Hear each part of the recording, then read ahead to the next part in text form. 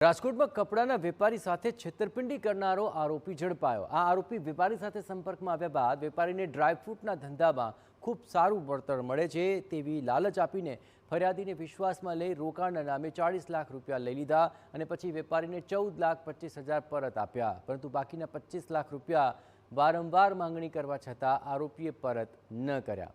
આખરે વેપારીએ ગાંધીગ્રામ પોલીસ મથકની અંદર ફરિયાદ નોંધાવી। ફરિયાદના આધારે પોલીસે એક આરોપીને પકડી પાડ્યો છે, જ્યારે કે મુખ્ય આરોપી હજુ પોલીસ પકડથી દૂર છે। શબ્બીર કાસમાણી છે, અગાઉ તેમના ત્યાં કામ કરતા હતા તો અને એમના ભાગીદાર છે આસિફ લાખાણી।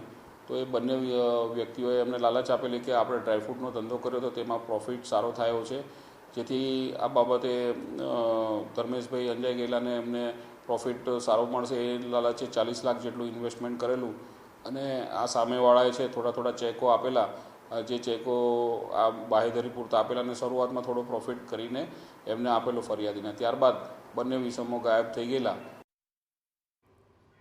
સુરતની